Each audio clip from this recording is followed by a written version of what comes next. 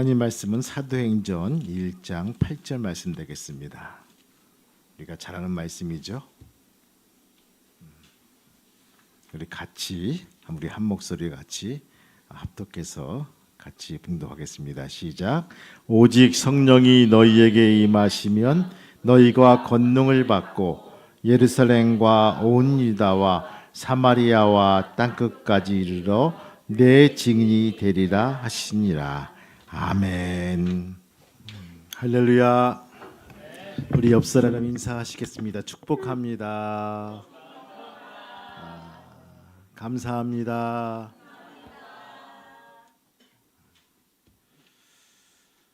오늘 말씀은 우리가 잘 아는 말씀입니다. 어렸을 때 암송하면서 들은 말씀이고 신자들도 이 말씀은 익히 아는 말씀이죠. 오직 성령이 너에게 임하시면 내가 권능을 받고 예루살렘과 온 유다와 사마리아와 땅까지 이르러 내 증인이 되리라. 바울은요, 땅끝이 어디냐 했을 때 그 로마의 심장에 비수를 꽂으면 복음을 심으면 그것이 땅끝이다 생각을 했습니다. 오직 바울의 마음은요, 거기 가는 것이 땅끝이라고 생각했습니다. 아시아를 건너서 유럽으로, 다시 유럽에서 아시아로 복음을 들고 거친 숨소리를 몰아내시며 숨가쁜 시간과의 여행을 하고 돌아왔습니다. 과연 사도 바울 속에 무엇이 있기에 그토록 열정을 가지고 수만 킬로의 그 키로수를 오가면서 예수의 죽음과 예수의 부활을 증거할 수 있었을 것인가? 그 속에 뭐가 있기에 이 열정을 가지고 수 있었을까? 인천공항을 출발해서 터키의 이스탄불 11시간 반이 걸리더라고요. 이 도착해 봅니다. 인천공항이 5배 사이즈로 돼 있어요. 어마어마한 공항이들. 세계 3대 공항 중에 하나라고. 너무 넓어서요. 이렇게 국내 공항을 이렇게 트랜스할 때도요, 막 뛰어다녀야 될 부분들이에요. 그래서 거기서 다시 국내 공항으로 수속을 밟고 케이사르 갑바도기아로 1시간 반 동안 또 비행기 타고 들어갑니다. 지쳐서 왔는데 또 짐을 찾고 또 짐을 붙이고 또 공항을 또 수속을 밟고 1시간 반 동안 타고 들어가는 거예요. 터키와 한국은요, 정확하게 6시간 뒤로 시간이 이루어집니다. 시차가 벌어집니다. 여러분들 시계 보시면 정확해요. 그렇죠? 제가 12시에 있으면 여러분들 새벽 6시에 있는 거예요. 이렇게 정확하게 대각선으로. 그러니까 참 이게 아침 키트를 올려야 되는데 이거 어떻게 하나 하다가 우리 집사님이 김 집사님이 그렇게 해서 흔쾌하게, 그렇죠? 여러분들 2주일 동안 잘 감당해 주셔서 너무 감사한데, 그래요. 그래도 동참하기 위해서 새벽에 깨어가지고 이렇게 같이 읽고 묵상하면서 그럴 때가 한두 번이 아니었습니다. 이 시차가 많이 벌어지는 나라예요.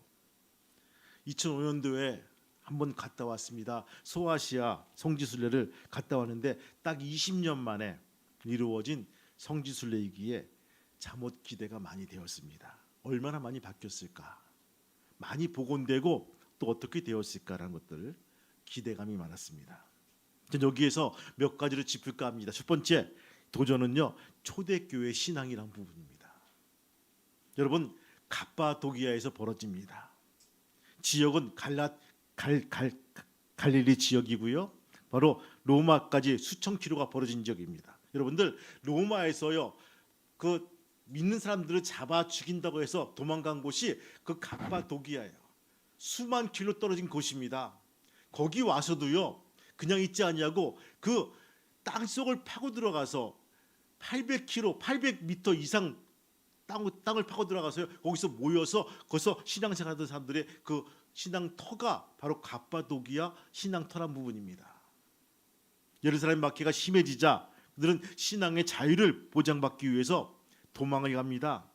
수만 킬로 떨어진 곳에 갈라디아 지역인 갑바도기아로 도망오게 되죠. 그리고 지하로 계속 굴을 파기 시작합니다. 굴의 깊이가 800m 정도 되고요. 그 안에는요 가정집과 부엌과 그리고 교회 같은 모여서 스타디할 만한 넓은 굴이 있는 것을 보게 됩니다. 그들의 생활과 신앙을 독려하게 되는 것을 보게 되죠. 제가 사진 몇 장 올렸는데 하나도 안 올리지 않네요. 좀 들으면서 좀 봐주세요. 예, 됐습니다. 이게 요쪽이가 그 지하에 있는 땅 속에 있는 그 문양들이에요.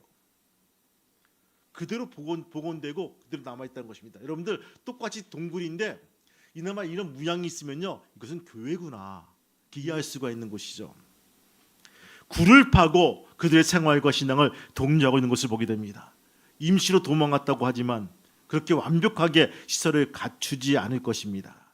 한 줄기 빛이 들어온다면 감사한 일이고 그 빛이 없더라도 원망하지 않고 그대로 그 속에서 살다가 이름도 없이 빛도 없이 죽을 수 있다는 초대 교인들의 신앙을 엿볼 수 있는 곳이 갑바도기아의 초대교회의 신앙이란 것입니다. 그들이 무엇이 있기에 거기에 들어와서 그렇게 살다가 죽을 수 있을 것인가? 땅 속에서 숨어서 믿음을 지키는 것이 쉽지 않을 텐데 그 속에 무엇이 있기에 그렇게 열심으로 예수를 증거하고 믿음을 지켜나갈 것인가?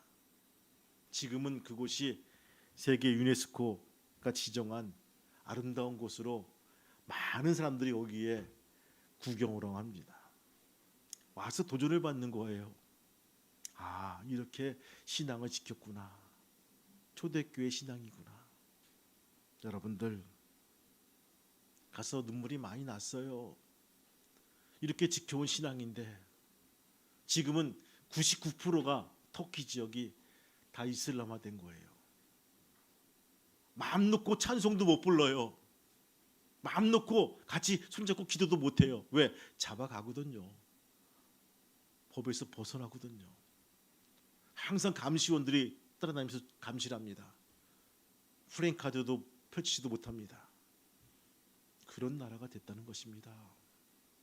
여러분들, 우리가 신앙이 있을 때 신앙의 자유를 지켜나갈 수 있는 귀한 믿음의 성도가 되시기를 주님의 이름으로 축원합니다. 두 번째 뭡니까? 바울의 열정이란 것입니다. 바울은 제1차 전도여행을 잘하고 이제 제2차 전도여행을 하다가 비시디아 안디옥에 이르러 유대교 회당에 들어가서 거기서 설교를 하기 시작합니다. 여러분들, 이 재밌는 것은요, 유대인들이 작년 10명만 있으면요 거기에 회당을 짓습니다. 시나고그라고 하죠. 회당을 짓고 거기서 이 스터디하는 거예요. 하나님 말씀을 같이 공부하고 나누는 곳입니다. 그것이 회당이라고 합니다. 바울의 설교는요 늘 그렇듯이 예수의 고난과 예수의 죽음과 예수의 부활 그리고 구원에 대한 얘기밖에 없다는 것입니다. 다른 이야기는 안 합니다. 이때 개종한 이방인들이 바울의 설교를 듣고 은혜를 받습니다. 그리고 말합니다. 다음 안식일에도 또 와서 우리에게 설교를 해달라고 권면합니다. 강청합니다. 그때 안디옥에서 있는 모든 사람들이 바로 반원 연극장에 모여서 바울 설교를 듣습니다. 몰려들어서 바울 설교를, 여러분들 거기에 한 몇 명이나 모일 수 있을까라는 부분들. 근데 놀랍게도 그 지역에 있는 비시디아 안디옥에 있는 사람들이 모두 와서 다 들었다는 거예요. 바울이 설교가 능력이 있다, 논리적이다, 물론 그것도 있겠죠. 그러나 색다른 설교이기 때문에요. 아니, 우리에게도 구원이 있대. 아니, 구원은 유대인들만 받는 걸 알고 있는데 아니, 우리에게도 구원의 기회가 있대. 아니, 우리에게도 예수님이 사랑하신대. 그분이 하나님의 아들이래. 여러분들 얼마나 솔깃하겠습니까?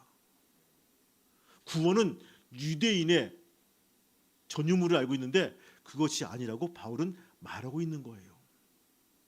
그러니까 자기 가족들, 친척들, 아는 사람들 모두 데리고 와서 그 안식일에 다 몰려들어서 그 원형 경기장에 모여서 그 말씀을 듣는 거예요. 바울은 거기에서 담대하게 말합니다. 유대인들이 예수를 죽였고 예수님을 모셔드리지 않아서 이제는 하나님이 그 유대인들에 대한 사랑과 구원의 계획을 이방인에게도 돌리셨다는 것입니다. 이 말씀을 정확하게 선포하고 있는 거예요.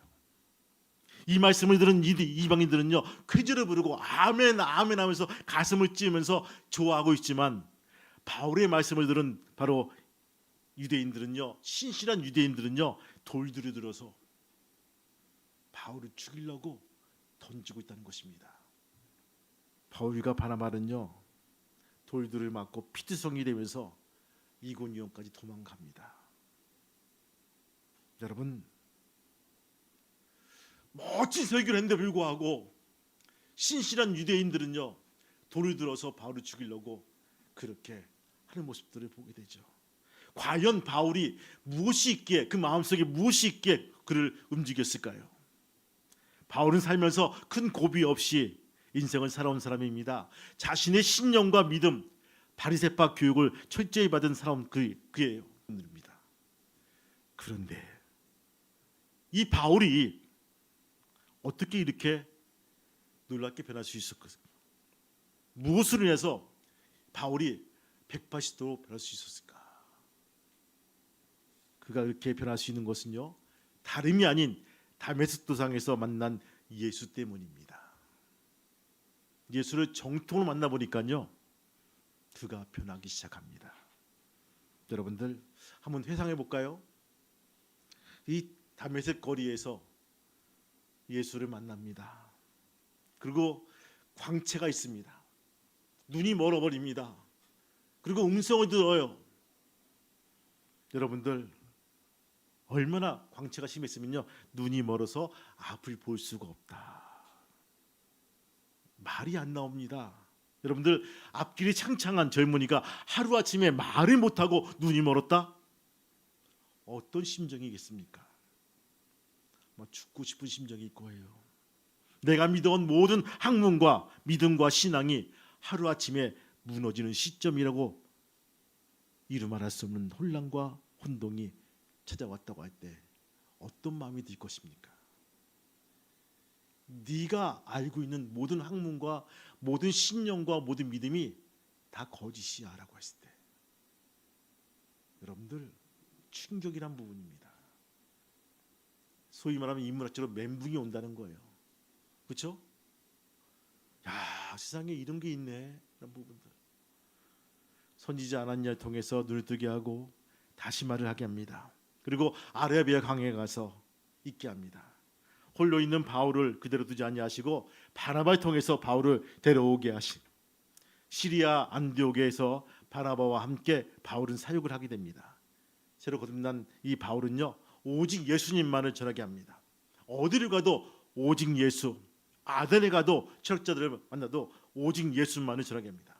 참 놀라운 거예요. 여러분들, 제가 아덴 갔을 때, 아테네 갔을 때 보면요, 거기는 만신전이 있는 거야. 파르테논 신전이 있는 곳이에요. 거기는 모든 철학과 지성과, 그쵸, 이성의 집대성한 곳이 바로 그리스의 아테네입니다. 그러니까 뭐게 옷을 두르고 철학자들이 그 거들먹거리면서 있는 것이 바로 그 아테네예요. 아레오바구예요. 그리고 새로운 걸 좋아해요.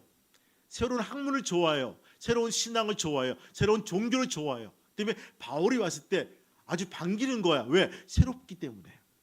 네가 믿는 신앙, 네가 믿는 뭐 철학 다 좋다 이거야. 나와 함께 논하자는 거예요. 논리적으로 토론하자는 부분. 근데 바울은 그게 아니라, 토론이 아니라 오직 예수를 전하고 있다는 부분입니다. 피를 토하면서 오직 예수를 증거가 있는 모습들을 보게 됩니다. 여러분, 예수를 정통 만나면요, 우리는 변해야 됩니다. 무엇이? 내 사람이, 속사람이 변해야 됩니다. 그렇죠? 변하지 않는 것이 기적이에요. 다른 게 기적이 아니라 내 마음이 강팍해지든지 아니면 예수를 만나지 못했든지 둘 중에 하나인 부분입니다. 여러분, 예수를 정통으로 만난 사람들, 성경에 나와 있는 많은 사람들이 변한 모습들을 보게 됩니다. 여러분, 삭개오를 보시기 바라요. 삭개오야, 내려와라. 오늘 내 집에 내가 유하겠다. 예수를 만납니다. 감동을 받습니다. 지가 먼저 내 가장 귀한 것들을 내놓겠다라고 예수님 앞에 고백을 합니다. 토색한 곳이 있으면 내가 4배로 갚겠나이다고 고백을 합니다. 여러분, 바디묘를 보세요. 예수를 만나고 눈이 띄어지고 성전 들어가서 찬양하면서 기도합니다. 춤을 춥니다. 시킨 거 아니거든요. 여러분, 초대교회 많은 사람들이 예수를 만나면서요, 그의 인생이 바뀐 모습들을 보게 됩니다. 근데 왜 현대에 들어와서는 그것이 안 될까요? 밀도의 문제일까요? 정통이 아니라 비껴서 만나서 그럴까요? 나는 스쳐 지나간 것 같아. 나는 예수 만났는데 한 5%밖에 안 만난 것 같아. 어떤 분은 3%, 어떤 분은 그 2%. 그러기에 어느 책 보니까 목사님이 접촉이냐 접근이냐 이런 책을 썼어요. 예수님과 더불어 가까이 있는 부분들을 접근한 부분들은 많습니다. 왜? 구경하기 위해서. 예수를, 기적을 구경하기 위해서 접근한 거예요. 근데 그 사람한테는 하나님의 이적과 기적이 벌어지지 않습니다. 그냥 구경만이에요. 빵 한 쪽 먹는 거 끝나는 거예요. 근데 예수와 함께 접촉한 사람들, 할렐루야, 접촉한 사람들은요, 기적을 바로 체험하게 됩니다. 병이 낫습니다. 눈이 띄어집니다. 앉은 병이 일어납니다. 문제가 풀립니다. 여러분들, 접근이 아니라 접촉할 수 있는 귀한 믿음의 성도가 되시기를 주님의 이름으로 축복합니다. 아멘. 소분학교에 갔을 때 교회 공사한다고, 내부 공사한다고 문을 잠가버렸어요. 그런데 거기서 그 앞에서 한 사람을 소개하더라고요. 여기에 초대교회에 아주 중요한 분이 있습니다. 그분은 감독님이신데 폴리캅이라는 사람입니다 라고 얘기를 하는 거예요. 쭉 그 앞에서 얘기해 듣습니다. 사도 요한의 제자로서 서보나 교회 감독 목사님이십니다. 박해 시대의 대표적인 교부 4인방은요, 로마엔 클라멘스가 있고, 카르타고에는 키프르누스가 있고, 안디옥에는요 이그니누스가 있고, 서보나에는 폴리캅이 있다고 합니다. 이 4명의 그런 교부가 있는데 서보나 교회는 폴리캅이 있다. 이 폴리캅이 누군가? 로마의 박해 때 당시 총독인 가이사 황제의 신이라고 말하고, 그게 제사를 지내어 목숨을 구하는 것이 보통인데, 근데 그렇게 하는 것이 바로 그 당시에 트렌드란 부분입니다. 근데 이 폴리캅은요 그것을 단호히 거부합니다. 그리고 말합니다. 나는 86년 동안 그분을 섬기며 살았으나 그분은 한 번도 나에게 해를 끼친 적이 없어. 그런데 내가 어떻게 나를 구원하신 나의 왕을 모독할 수가 있단 말이요. 총독은 만일 당신이 마음을 바꾸지 않으면 짐승들에게 당신을 던져버리겠다라고 엄포를 놓습니다. 이때 폴리캅은 말하죠. 당장 그 짐승을 부르시오. 총독은 폴리캅을 마지막으로 위협합니다. 당신이 마음을 바꾸지 않으면 당신을 화형시키겠소. 그러자 폴리캅은 말하죠. 잠시 타오르다가 곧 꺼져버리는 불로 나를 위협하지 말고 나를 영원히 죽지 않은 그곳으로 나를 인도한 그분을 바라보시길 바라오. 그러자 폴리캅을 나무에 묶고 화형시켜서 태워 죽였다는 것입니다. 예수를 살짝 부인하면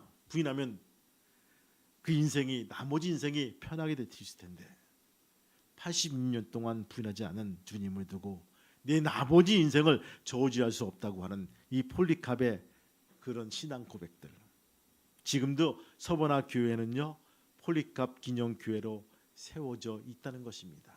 여러분, 사람은 죽었어도요 그 이름은 남아서 계속 계승되고 있다는 것입니다.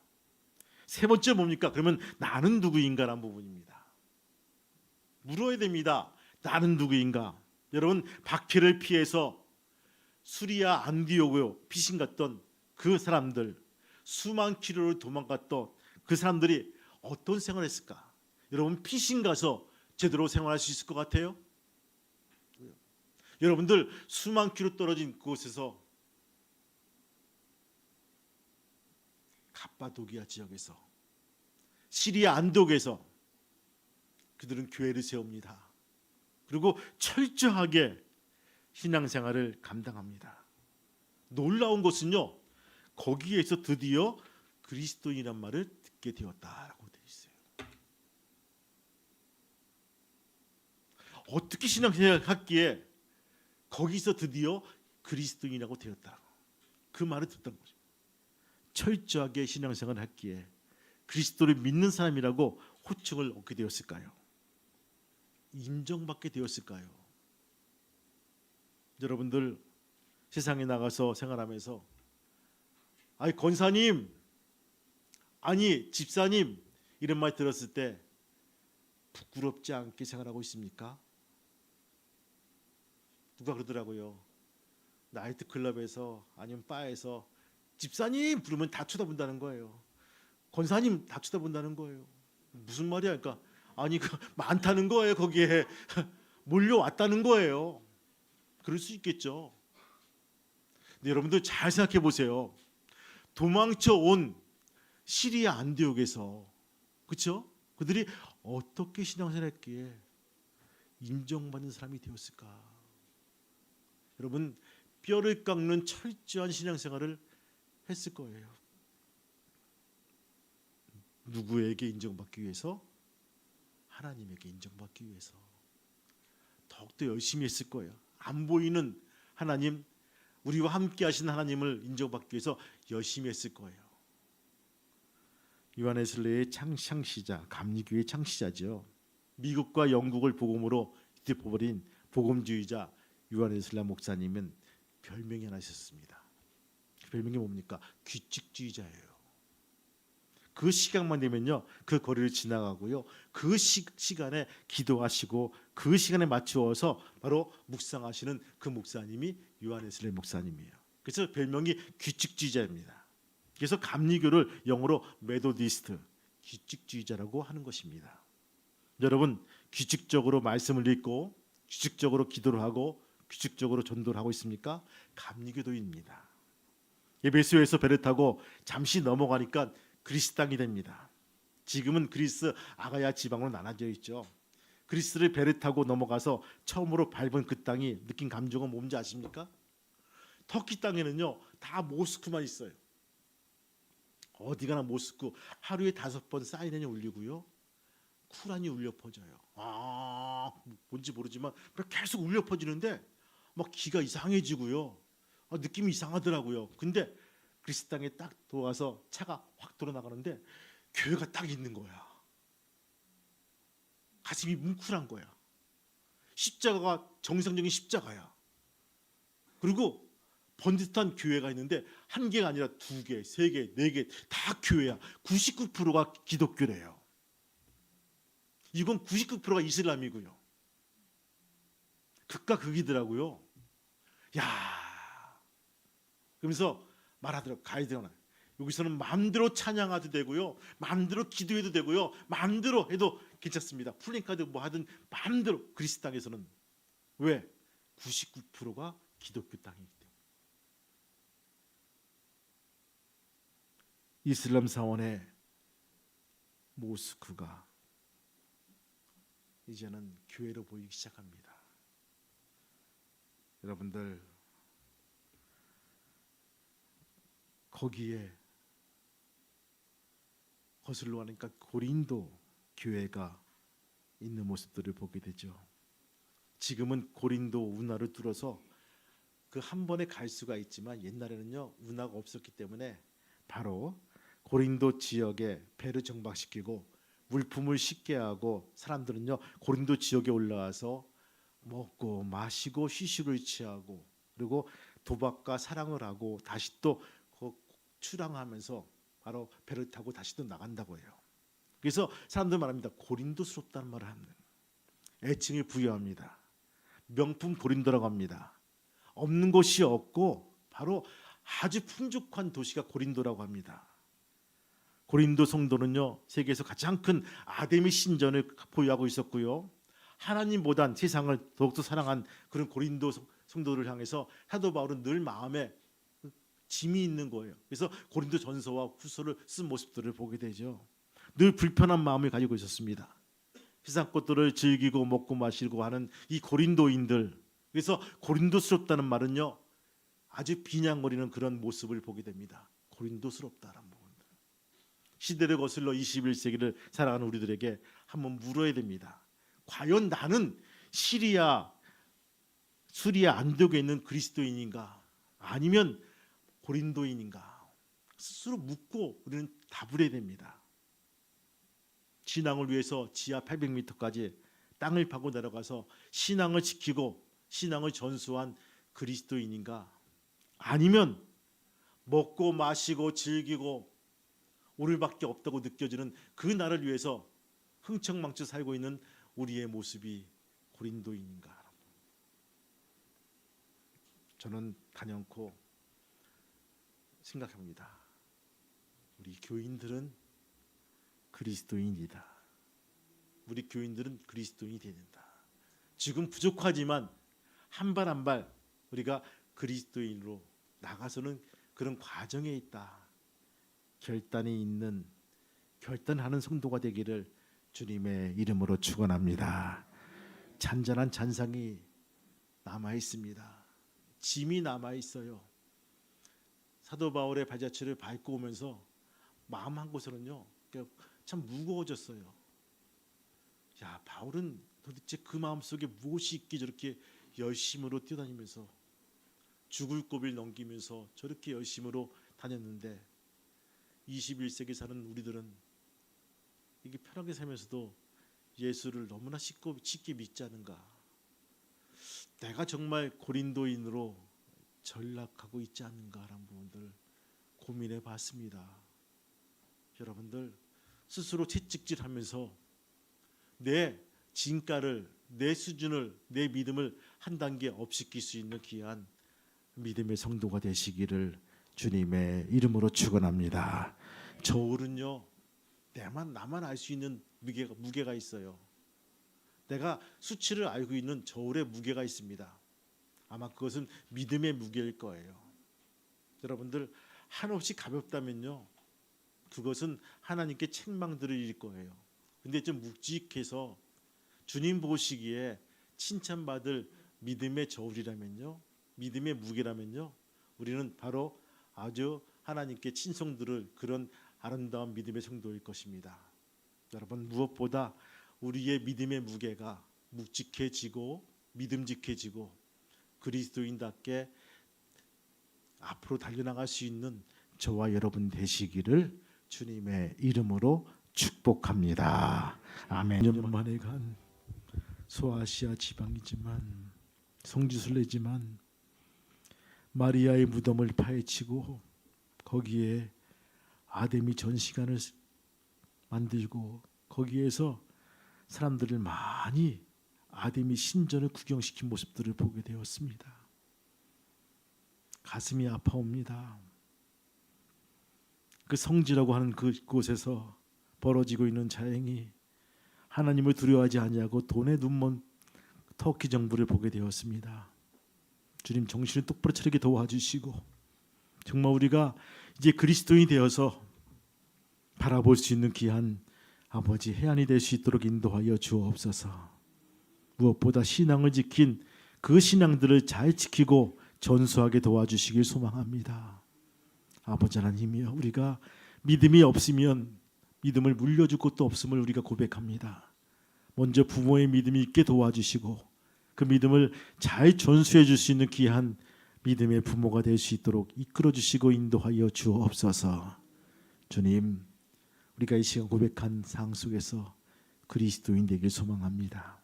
삶 속에서도 고백하게 도와주시고 선포하게 도와주시고 증거해 나가는 귀한 우리 모두가 될 수 있도록 이끌어 주옵소서.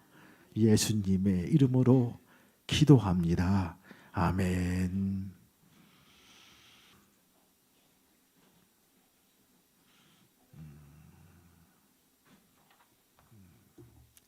하나님, 이 잡은 손을 가지고 세상에 나가서 이제 멋진 그리스도인이 될 수 있도록 인도해 주옵소서. 고난을 당해도 우리가 잘 이기게 도와주시고, 수치를 당해도 예수 그리스도의 능력으로 헤쳐나갈 수 있는 귀한 믿음의 성도가 될 수 있도록 이끌어 주옵소서. 이제는 우리 주 예수 그리스도의 은혜와 하늘 아버지의 크신 사랑하심과 성령님의 감동과 역사 인도하심이 오늘 손을 잡은 교인들과 가정과 자녀와 또한 기업 위에, 또한 아레케이 평화교회 위에 이제부터 영원토록 함께 하시기를 간절히 축복하며 기도하옵나이다. 아멘.